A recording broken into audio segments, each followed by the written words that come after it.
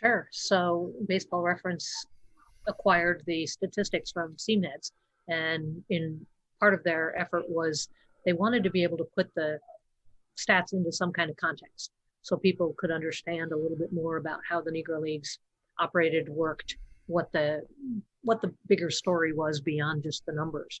And so I was one of the people that they asked to write an article to sort of help put it in context. So I wrote about the role that women played in the Negro Leagues as owners and players, um, specifically during those 7 seasons, but also just to make people aware that it's much broader than that. And I also got a chance to see the site before it went live as well and offer my thoughts and opinions, which was kind of fun. Cool, kind of like a beta tester kind of thing. Yes, yep, that's what we were. Yeah, Awesome, awesome. I mean, I think that you know, I told you briefly about this, but last year was the 100th anniversary of the Negro right. National League, and now with the amplification of all this, with Major League Baseball first making the announcement around Christmas time, and now with this, I just think this is some great momentum that people can get a little bit more familiar with it and provide the context, because that's, I think, what so many people are not I don't know if they're not getting, they're just not aware of it. But when I've been talking to people over the years, everybody wants to put the Negro Leagues into that nice box of 162 game schedule and league leaders and Mhm. standings, and in some years it is that, but there's more to it than that, and that's why the work that all of you have been doing for such a long time on this is so important. And I think, provided the context that Major League Baseball and Baseball Reference and other places were looking for, um, as validation. Not that they needed the validation; Right, they were major leagues, but uh, absolutely. you have to have without the statistics, and there's still work going on with that. There needed to be an element of you know clarity there that puts it all kind of in context and perspective. So I was telling you, For I sure. love, and I tell this to everybody, I love origin stories. So what is yours? You've been with Saber for since the '80s, right? Yeah, I joined Sabre in 1989 when I was in grad school, actually. Um, I was working on my master's thesis on Negro League Baseball, Oh, and I went searching for anybody that could help me and discovered Sabre and discovered Larry Lester and Dick Clark and Jim Riley and John Holloway and that whole group. So I've known them since oh 1989. wow. I got started, as I said, working on it for my master's thesis. And it's a story that I have told a lot of times, but it's kind of an interesting one. I was taking a labor history seminar and we had to pick a topic. And so I was literally in the library, walking up and down, looking at, because it wasn't exactly an area that I was thrilled about, but it was a course I had to take. So I was in the library, walking up and down the bookshelves, looking for something that might interest me. And I thought, hmm, child labor, that sounds kind of cool. I guess I could do something on that. Well, one of my colleagues came by. He was a PhD student at the time, and he asked me what I was doing, and I told him, and he looked at me and he said, "Well, what would you want to do?" And I said, "Well, something with baseball, but they'll never let me." And his simple comment was, "Why not?" And I was like, "I don't know. I just assumed they wouldn't let me do it." So I went and to my advisor and said, "I'd love to do something about this league that I don't know anything about." And he said, "There's labor in that. Why not?" And I've been doing it ever since.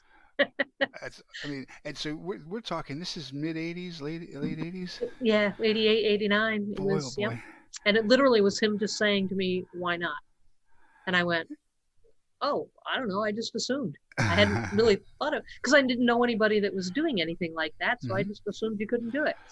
Yeah, and that's like I said. Unfortunately, I wish there were more people who were, but the people who have been able to keep this going and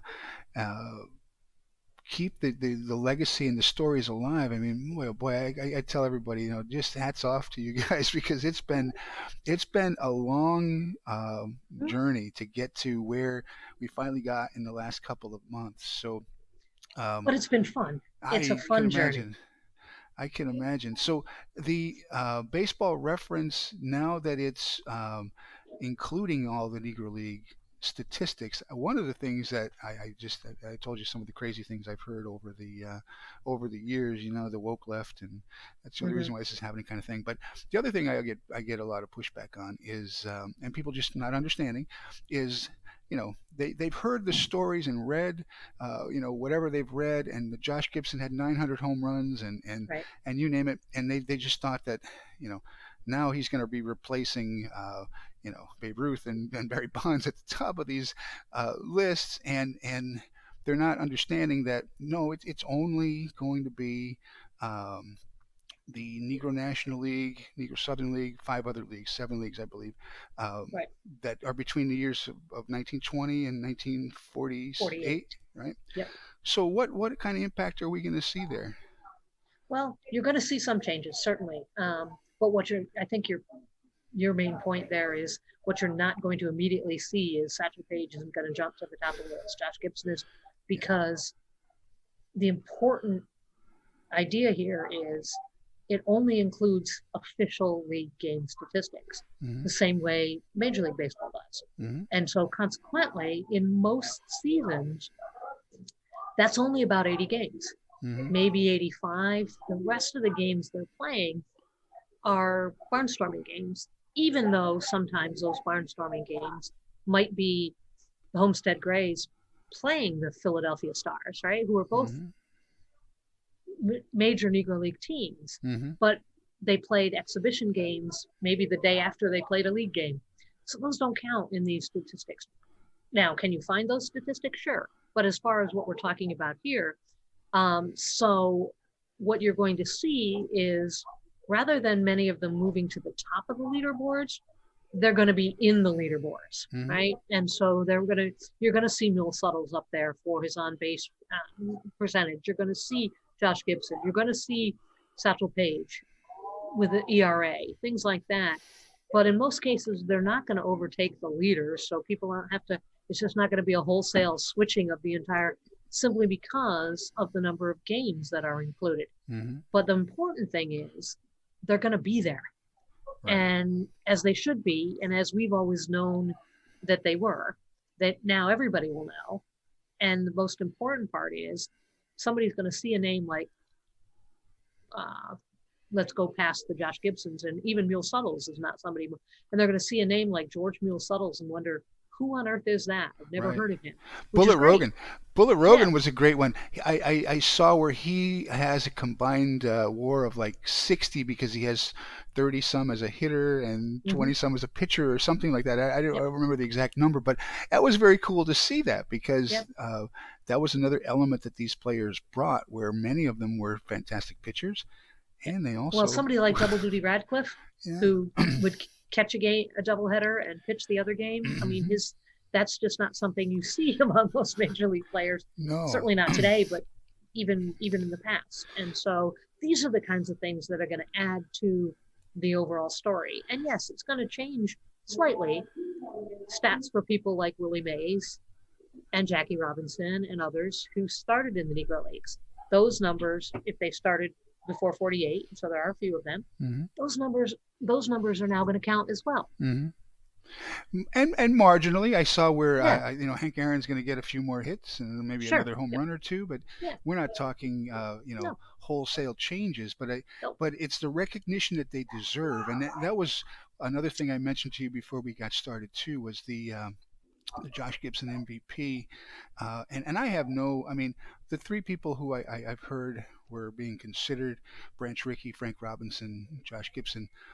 Any one of them would be worthy to put on an Absolutely. award like that, of course. But the significance of Josh Gibson, it's not just because of his accomplishments alone. It's more of the significance of what he represents in those 3,400 Right. and however many players that never got the opportunity. Yeah. And that's another thing too, in these discussions I've been trying to have with people outside of this too, is no one is saying every single person who played in the Negro Leagues and in black baseball were major league caliber. No, of No, course not. of course not, right? But look at the implications there, and it's really hard to put on it. But that meant that if they were not allowed to play, that some portion of Major League Baseball was not was AAA talent as Absolutely. well, right? Of So course. how do you quantify that? I mean, that's beyond my ability, Right. but there is a significant portion, and so what happened? It took away from a lot of things. I mean, it basically that color barrier, uh, you know, stole a lot from not just our the game's history, but American history. But it is what it is, right? I mean, it Right. happened, and all you can do now is try to raise awareness of it, and Well, and explain to people why it happened, mhm. what it meant, and as you point out, what the consequences were. Yes, And those consequences are wide and broad, and people don't get that. And one of the things I've found over the years is that using something like baseball to talk about the racism, the prejudice in this country is a great way to get people to realize it in ways they might not otherwise that's right. because they're just not paying attention. But you talk to them about it through a lens that they understand, and they're like, oh wow, I never thought about it. And they're like, and I'm like, and so think about the consequences then on the larger society. You can think about it from the economics, right? And the list goes on and on. And suddenly you've opened up a door Yeah, to a much broader story that's right. that you don't get without including the Negro Leagues and then Black baseball as a larger whole. That's right. So I mentioned to you every single day I try to put something out on Twitter and some other places, other forums. What this kind of the significance of the Negro Leagues has been, and what I've grown to learn over the years is the impact it had in every corner of the country. Oh, It was more than just the Negro Leagues and like you mentioned, the 80 maybe game schedules that they were playing. They were playing and bringing a brand of baseball to every oh corner yeah. of the continent, really. And that, I think, is an underappreciated element.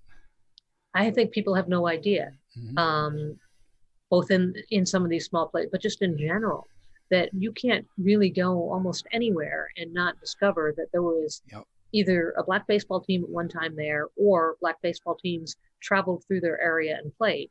Yep. I live in Ohio now, and we've got some small southern towns like Zanesville, Ohio, which is a teeny little town, and Zanesville saw many Negro League teams come through there, including the apocryphal story of Josh Gibson hitting 4 home runs in one game in that little stadium.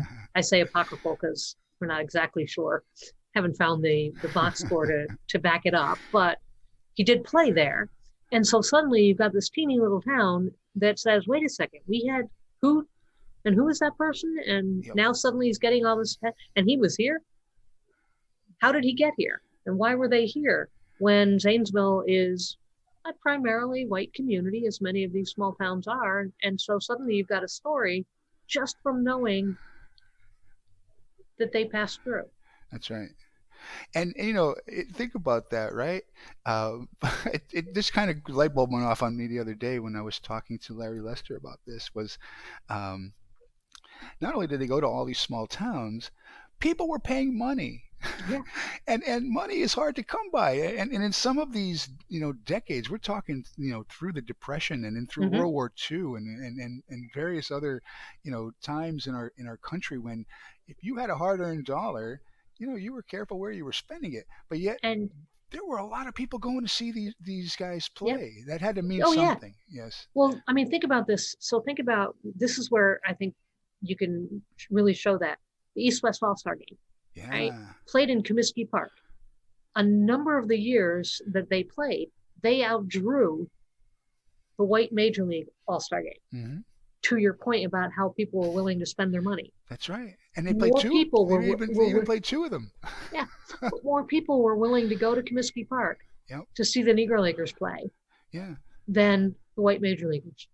Yeah, it's fascinating, and I like I said, I just think more people need to know the context and the backstory and more about all this because it's definitely underappreciated and it's unfortunate what happened, Hmm. um, but that needs to be highlighted as well. It's part of our country's history, and that's something that you made a great point about baseball being maybe a way to bring some of these topics up. Hmm. When I talked to Andrew Moranis the other day, he had his book about Glenn Burke, the first Right. openly gay baseball player. He has his book about the first Olympic basketball tournament game Hmm. played in 1936 under fascism in Nazi Germany, Right. and so he said exactly those same thing, that sometimes you can use sports to have a way to bring up other topics in a less threatening way, maybe, and get people Yeah. to have a Well, conversation. I teach a sports history class. I teach a Negro Leagues history class, and that's exactly what we do. And people invariably, my students will say, "Wow, I never wait. We're learning history at the same time." I'm like, "Of course," and they Cool, just right? have never thought about it. I'm like, "Do you not think the Great Depression or World War I, World War II, the Spanish American War, the Civil, they all had impacts on, and the sports had impacts on them." I said, and sort of put it in context for my current students, right? I Hmm. said, well, think about what happened after 9/11. And, baseball teams stopped playing. And so there was an impact. And then they chose the way they were going to come back to the field. And so that was in this. I said, these things have happened forever.